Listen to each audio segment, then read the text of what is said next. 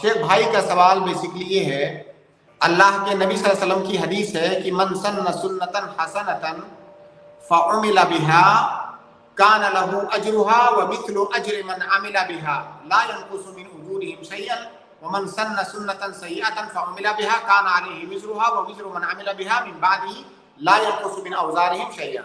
یہ صحیح حدیث ہے۔ اس حدیث کا معنی یہ ہے، ترجمہ مختصر، کہ اگر کسی نے کوئی نئی سنت کوئی لایا، کوئی آدمی اچھی سنت اگر لایا، اچھی سنت کو زندہ کیا اور پھر اس پر عمل کیا گیا، تو جو دوسرے لوگ اس پر عمل کریں گے ان کے برابر اس سنت کو زندہ کرنے والے کو بھی اجر ملے گا۔ اسی طرح سے کسی آدمی نے اگر دین کے اندر کوئی برا طریقہ، کوئی بری سنت رائج کیا، تو اس سنت پر عمل کرنے والوں کے گناہ کے برابر اس کو بھی گناہ ملے گا۔ یہ مختصر انداز میں اس حدیث کا ترجمہ ہے۔ اس سے مراد کیا ہے؟ کئی سارے لوگ اس حدیث سے یہ استدلال کرتے ہیں یا اس حدیث کو ذکر کر کے یہ باور کرانا چاہتے ہیں کہ سنت جو ہے سنت حسنہ ہوتی ہے اور سنت سیئہ ہوتی ہے، بدعت جو ہے اچھی بدعت بھی ہوتی ہے، وہ کہتے ہیں کہ اچھی بدعت بھی ہوتی ہے، یعنی اگر کسی نے دین میں اچھا کام ایجاد کیا تو بڑی اچھی بات ہے، لیکن ایسا اس حدیث کے اندر کچھ بھی نہیں ہے۔ اس حدیث کے اندر دین کے اندر نئی چیز کو ایجاد کرنے کی بات نہیں کی گئی ہے۔ اس حدیث کا دو معنی ہے۔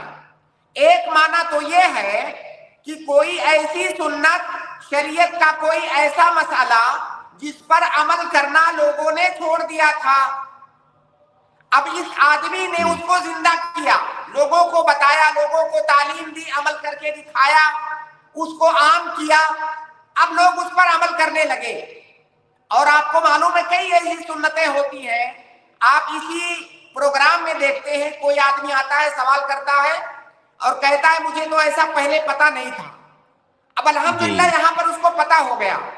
تو آپ نے اللہ کے نبی صلی اللہ علیہ وسلم کی کوئی سنت، ایسا شریعت کا کوئی حکم جو لوگوں کے اندر عام نہیں تھا، آپ نے اس کو عام کیا، لوگوں کو اس کا علم نہیں تھا، آپ نے اس کو سکھلایا، یا لوگوں کو معلوم تھا لیکن لوگوں نے اس پر عمل کرنا بند کر دیا تھا، آپ نے اس کا احیاء کیا، اس کو زندہ کیا۔ اب جتنے لوگ اس پر عمل کریں گے آپ کو ان کے برابر اجر ملے گا۔ اس کا ایک معنی تو یہ ہوا۔ دوسرا معنی یہ ہوا کہ ہماری شریعت کے اندر کچھ اصول ہیں، ان اصول کے دائرے میں رہتے ہوئے آپ کوئی نیک عمل کر سکتے ہیں۔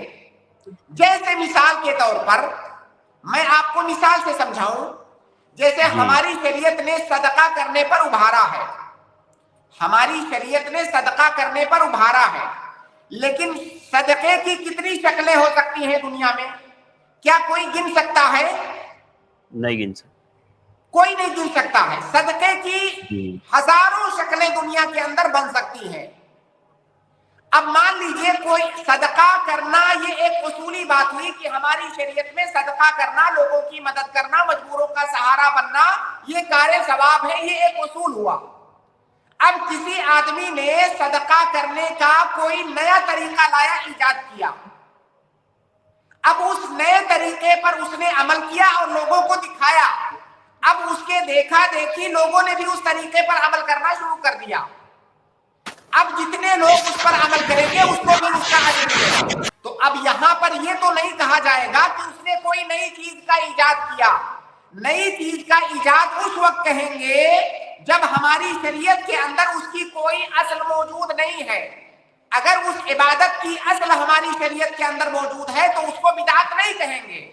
تو لہٰذا اس حدیث سے مراد یا تو سنت کا احیاء کرنا یا شریعت کے اصولوں کی بنیاد پر کوئی عمل کرنا ہے، اور اس کو سنت کہا جاتا ہے، جیسا کہ اس حدیث کے اندر بھی سنت کا لفظ ہی آیا ہے۔ اور اگر آپ اس سے مراد بدعت لے رہے ہیں تو بدعت، ہر طرح کی بدعت ہماری شریعت میں حرام ہے۔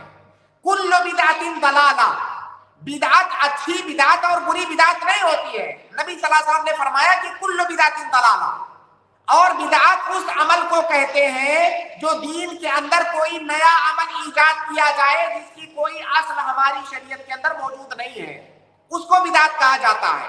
لہذا بدعت حسنہ اور سیئہ نہیں ہوتی ہے، بدعت ہر طرح کی بدعت گمراہی ہے۔ اور بدعت کو جاننے کے لیے بدعت کے بارے میں یہ بات یاد رکھے کہ وہ عمل جس کی اصل ہماری شریعت کے اندر موجود نہیں ہے، اس عمل کو بدعت کہا جاتا ہے۔ اور اس حدیث کے اندر سنت کی بات کی گئی ہے، نہ کہ بدعت کی بات کی گئی ہے۔